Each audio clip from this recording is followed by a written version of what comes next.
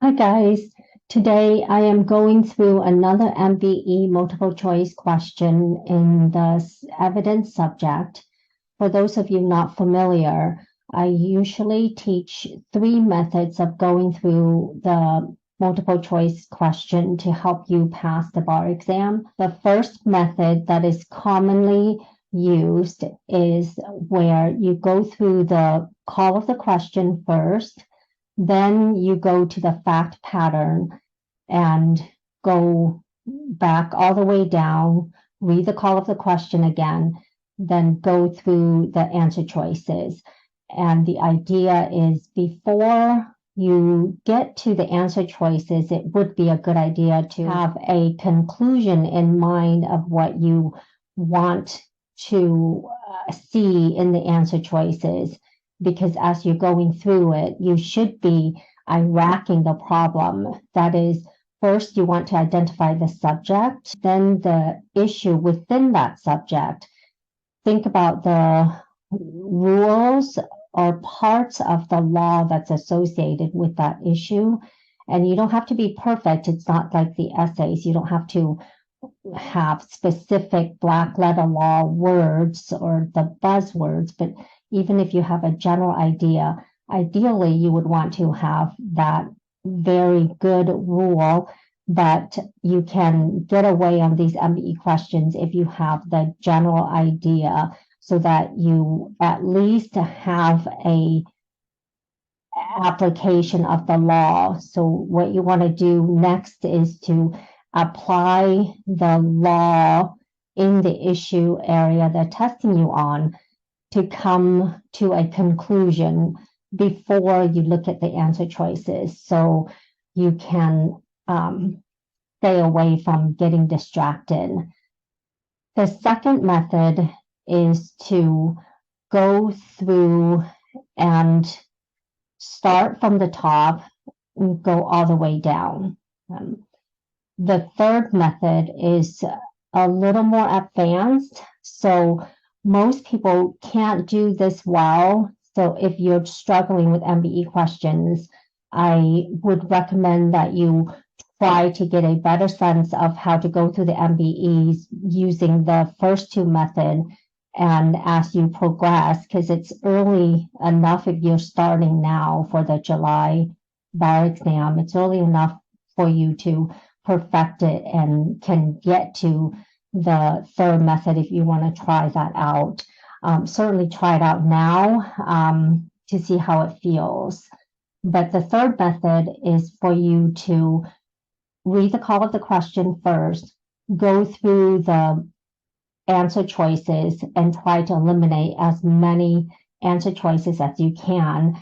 And before you go to the fact pattern, you may be able to, depending on how comfortable you are with this method, you should be able to identify the subject and the issue, and then you should think about the law associated with that issue and at least get a sense of how things will play out when you apply the law to the fact pattern. First, we will go through this question with the call of the question first, then the fact pattern, then going back down. The call of the question is the prosecution witness's testimony should be. With this call of the question, you should know immediately that this is an evidence question. So the fact pattern starts out at the defendant's trial for stealing an automobile. The defendant called a character witness who testified that the defendant had an excellent reputation for honesty. So you can gather that it's a question of character evidence because the fact pattern says the defendant called a character witness who testified to the excellent reputation for honesty, and the crime he's being charged with is stealing an automobile. There doesn't seem to be anything wrong because with character evidence, you can introduce character evidence by the defendant opening the door using reputation evidence, and the trait must match up. Honesty matches up with stealing. So it looks like everything's okay. The call of the question does look at the prosecution and their witnesses' testimony. So this part doesn't affect the call of the question just yet. The fact pattern continues on to say, in rebuttal, the prosecutor calls another witness to testify that he recently saw the defendant cheat on a college examination. Now, this is the testimony that they are looking to admit. There's a lot wrong with it. It says in rebuttal, and when the defendant opens up the door by introducing their character witness, then the prosecution in rebuttal, they can do a couple of things. They can either introduce their own character witness to counter the defendant's character witness, and they can also address any specific act of conduct, which is what they're trying to do here. They want to introduce the evidence that the defendant cheated on a college examination.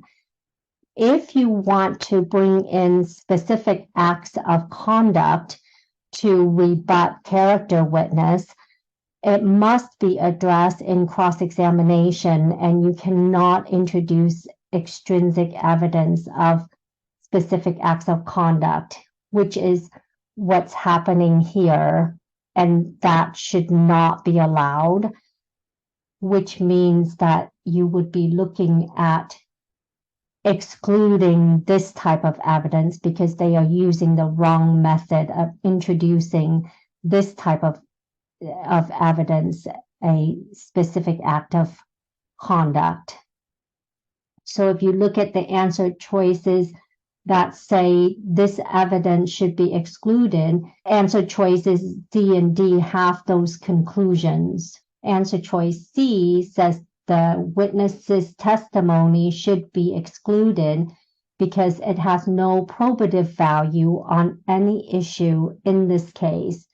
This would be a red flag for me to exclude evidence because it has no probative value on any issue in the case. This answer choice is rarely a correct answer choice because the definition of relevancy is very broadly applied and it has a very low threshold. So chances are, especially for these MBE questions, there is enough probative value for it to be included, for it to be admissible.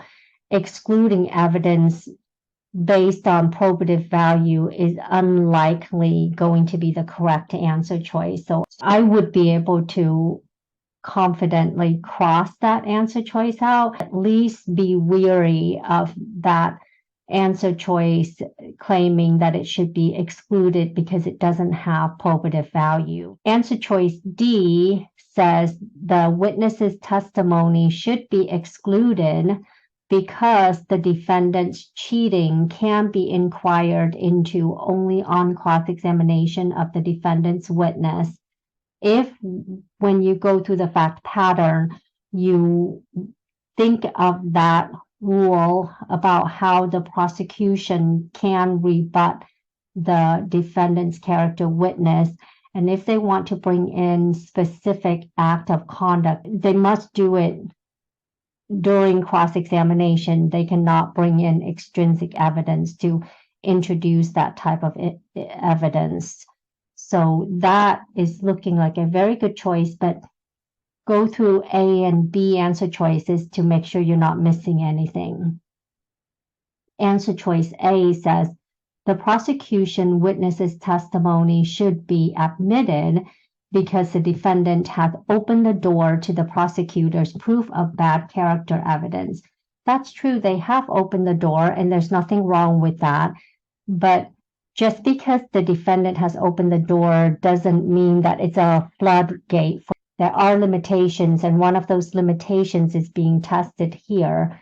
If the prosecution wants to bring in specific acts of conduct, they must address that in cross-examination. They cannot bring in extrinsic evidence, and that's what they did here. So it doesn't matter that the door is open.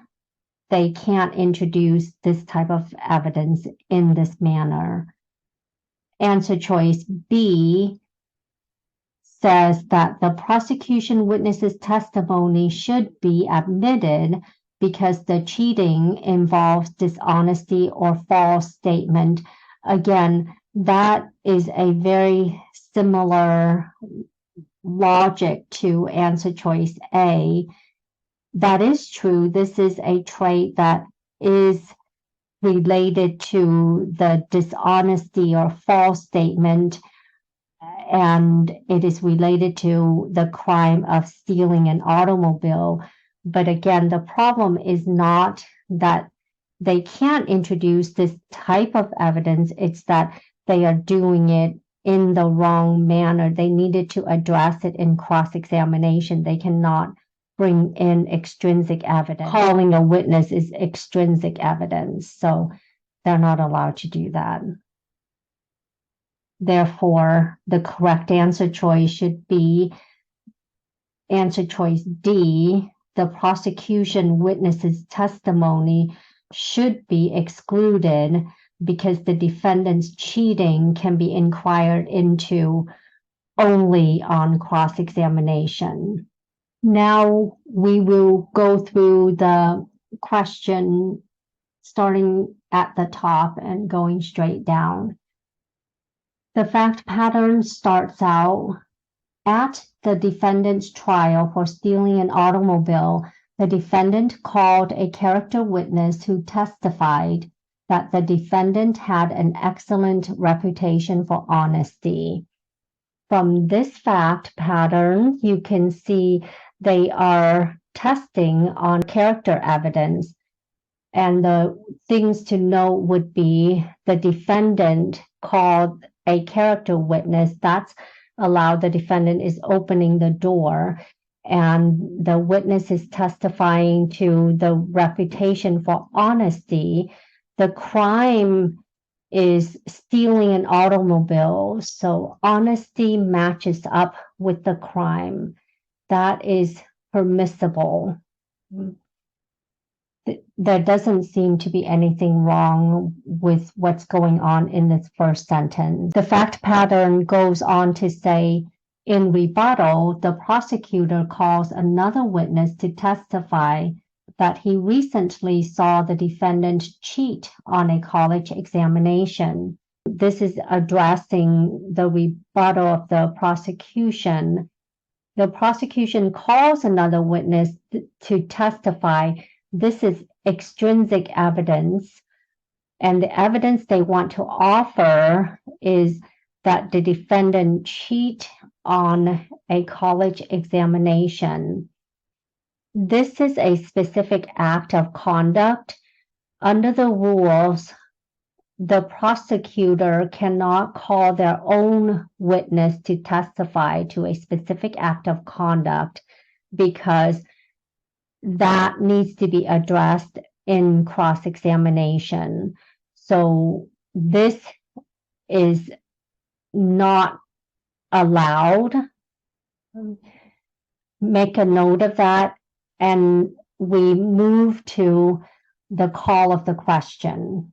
The call of the question is the prosecution witness's testimony should be, and if you recognize that this testimony is not allowed because this is extrinsic evidence of specific bad act, which is not allowed in under the character evidence rule, you would be thinking that this type of evidence should be excluded and be focusing on answer choices C and D.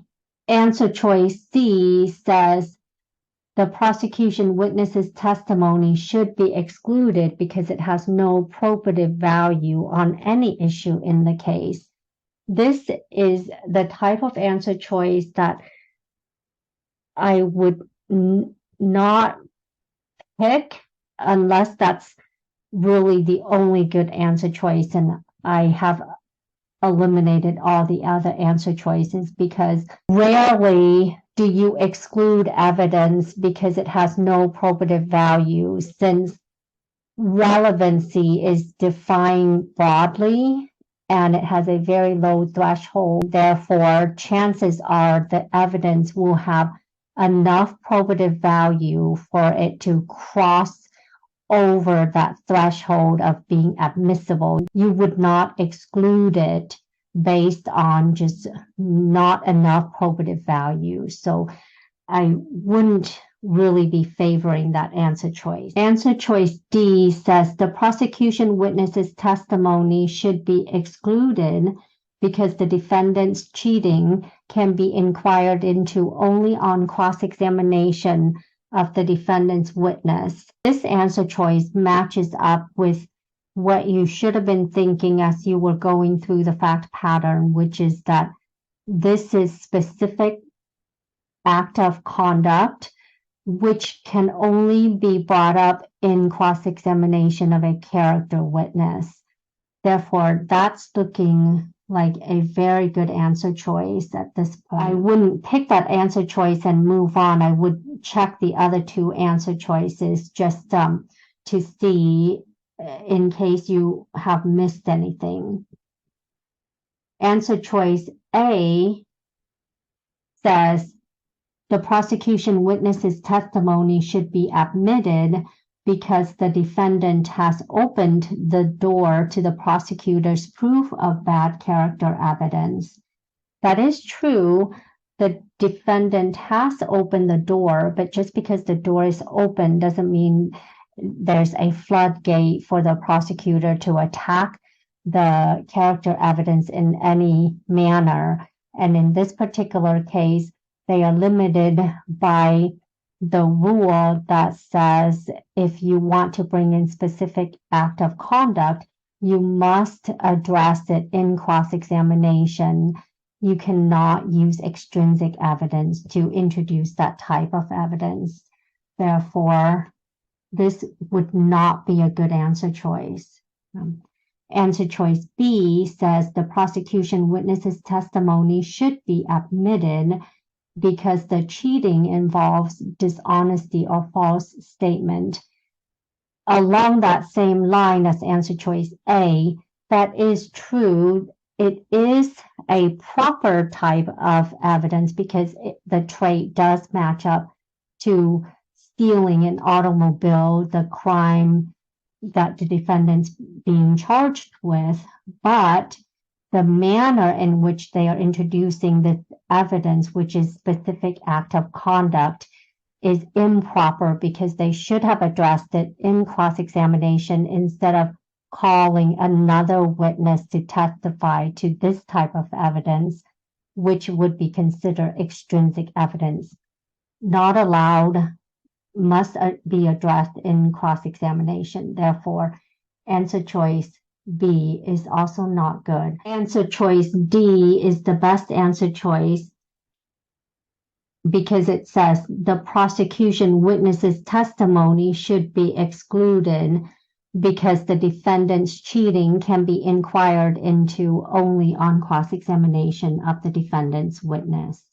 Now we will go through the question by looking at the call of the question first, then the answer choices, then go back up to the fact pattern. The call of the question is the prosecution witness's testimony should be in this call of the question, you should gather that this is an evidence question. Answer choice A says admitted because the defendant has opened the door to the prosecutor's proof of bad character evidence. You should gather that this is a character evidence question. Answer choice B says the prosecution witness's testimony should be admitted because the cheating involves dishonesty or false statement. Answer choice C says excluded because it has no probative value on any issue in the case. This answer choice I would automatically not like because of the probative value, no probative value in evidence questions.